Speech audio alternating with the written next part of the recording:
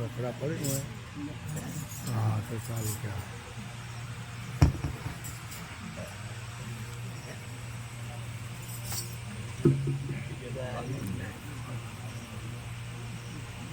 સદગુરુ મહારાજ સદગુરુ નિરાત મહારાજ પૂજ્ય પરથીરામ બાપુની જય. પૂજ્ય પોચારામ મહારાજની જય. બધારેલા હરિગુરુ સંતની જય.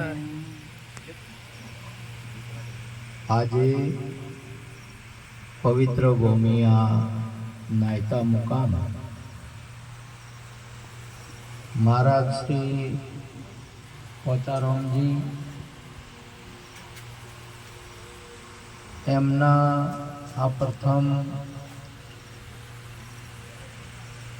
નિર્વાણ તિથિ નિમિત્તે પરિવારે અને ભક્તો અને સંતોએ જે આ કાર્યમાં સાથ આપ્યો, બહુ ભાવથી અવસરને દીપાયો. આપણા ગુરુ મહારાજની કૃપા કહેવાય બધી. આ જગતની અંદરમાં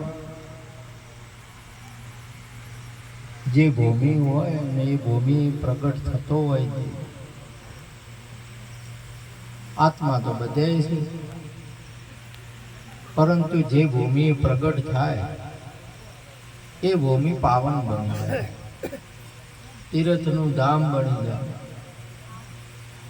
એ આપણા ગુરુ મહારાજની કૃપા છે. આજે નાયતાની ભૂમિને પ્રગટ કરી, પાવન કરી અને તીર્થનું ધામ બનાવ્યું. એ આપણા ગુરુ મહારાજનો પ્રતાપ છે, પૂજ્ય પરથીરામ બાપુનો પ્રતાપ છે. સંત સિવાય, ગુરુ મહારાજ સિવાય આ જગતમાં આપણે બહાર ના આવી શકીએ. તમે લાખો ઉપાય કરો, આ જગતમાં બારે આવ્યા હોય અને તર્યા હોય તો એ આપણા ગુરુ મહારાજે તાર્યા છે. આજે નામ લેવરાતું હોય, નામની જે બોલાતી હોય તો આપણા ગુરુ મહારાજનો પ્રતાપ છે. ગુરુ મહારાજ સિવાય કોઈ આપણા આ જગતની અંદરમાં ગણાય છે. બીજા અનેકો જીવાત્માઓ કહેવાય, કીડીથી લઈને કુંજર સુધી તમામે તમામ આત્મા જ છે. આત્મામાં કોઈ ભિન્નતા નથી, નિરંતર છે. પરંતુ જે ભૂમિ હોય એ ભૂમિ આપણા ગુરુ મહારાજ પ્રગટ કરે, એ ભૂમિ તીર્થનું ધામ બની જાય છે. એ આત્માની જય જયકાર બોલાય છે. એ આત્માના તમામે તમામ બાબતે પૂર્ણ કાર્ય પૂર્ણ થાય છે, સફળતાની પ્રાપ્તિ થાય છે. બીજો બધે વ્યર્થ ખાવું પીવું, જન્મવું ને મરવું, જેમનો ફેરો ફોગટ કહેવાય છે આ જગતની અંદરમાં. પણ જે સદગુરુ શરણે ગયા છે એમને મહાપુરુષે જે હોનું છે, પણ જો હોનીના ઘેર જાય ને તો દાગીનું બની જાય છે અને ગળે સમકવા માંડે. બાકી હોનું છે પણ એ ચમકારો ના. જે આ જગતમાં જે સંતો પાસે ગયા છે, ગુરુ મહારાજ પાસે ગયા છે, રામ કૃષ્ણ જેવા ઝળકે જુઓ જગતમાં, પુરાણે દાખલો લેવો, જે ગુરુઓ પાસે ગયા છે. આપણે પણ નાયતાની અંદરમાં નાયતા કાયમનું છે, નાયતા કાયમનું છે. પણ નાયતા કેના નામે? સંતોના નામે આપણા ગુરુ મહારાજે કર્યું છે. પૂજ્ય પરથીરામ બાપુનો પ્રતાપ, સદારામ બાપાનો પ્રતાપ, નિરોધ બાપુનો પ્રતાપ, અનેક બધા સંતોનો પ્રતાપ છે. સંત સિવાય કોઈ બહાર ના આવતા. માટે સંતોની બલિહારી છે, આપણા ગુરુની બલિહારી છે. આજે બધા નાયતામાં અનેકો જીવાત્માઓ છે, બધા આત્માઓ જ છે. લાડજીરો ઘણા પણ પોસારો બહાર આવ્યા તમારે. અને એમને જે કાર્ય કરવું એ પૂર્ણ થઈ ગયું. અને આ જગતના જીવાત્માને બીજે ચોય જવાનું નહીં. જાવું આવું તો આત્મામાં છે નહીં, પણ જવાનું હોય ને તો ગુરુદ્વારે જ છે, બીજે ચોય નહીં. હંસા સાલો સતગુરુજીના દેશ મરે ભાઈ, ત્યાં તો આવને જાવન મટી જાય રે, હંસા કરેલા કર્મ મટી જાય રે, હંસા પીવો પિયાલો હાસા નામનો. જે ગુરુ પાસે ગયા છે એ આ જગતની અંદરમાં એમને એ સમાપ્તિ થઈ ગઈ છે. બસ કેવો જગતના જીવાત્માઓને ખોટ પડે એને ન સમજાય રહી, પણ જે ગુરુ પાસે ગયા એ દિવસે જ બધું પૂર્ણતા થઈ જાય છે. અને ગુરુ મહારાજ પૂર્ણની અંદરમાં આ તો તમે જો પેલા મેન્ટલ ફેમસ બત્તીઓ ના આવતી પેટ્રોમેશ એ તમે જુઓ ને તો બળ્યા ચેડી પ્રકાશ કરે. એ મેન્ટલ બળી ગયા ચેડી પ્રકાશ કરે. અને મોગળી અડાડે તો ખરી પડે, હોય અડ્યું તો તરત ખરી પડે.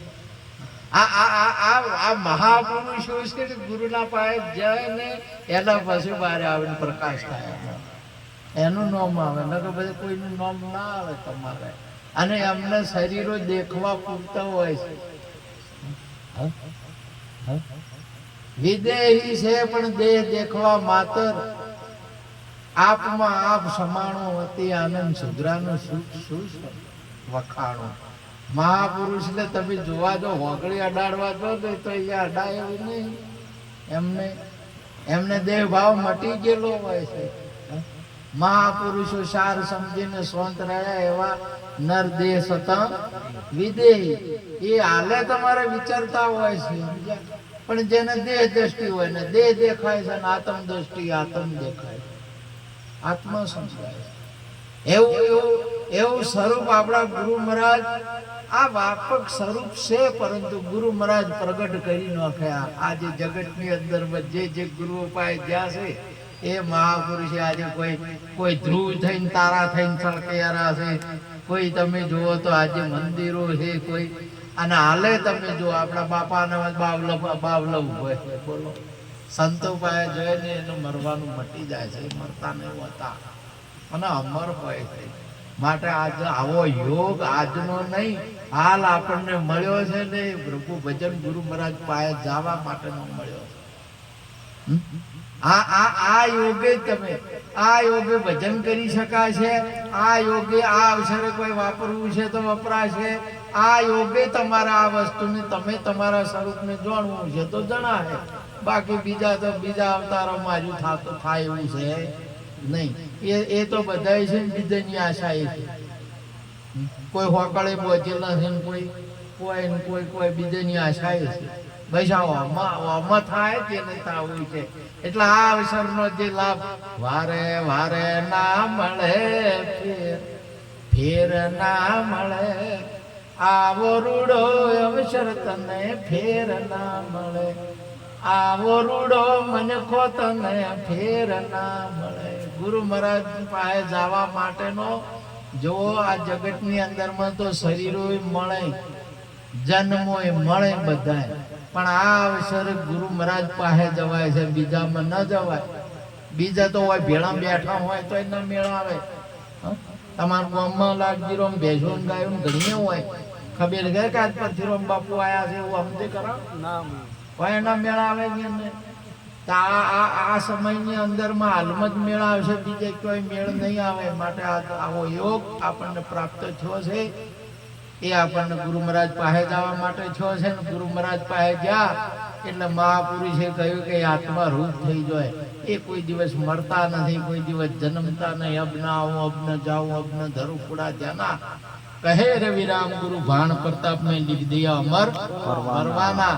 અહીંયા પાસે જાય બધા અમર જ છે. માટે આપણા સંતોને પોસારામ મહારાજ આપ સર્વે સંતોને પૂજ્ય પરધીરામ બાપુને નમન કરી વાતને પૂરી કરું છું. બોલો સદગુરુ મહારાજ જય. જય.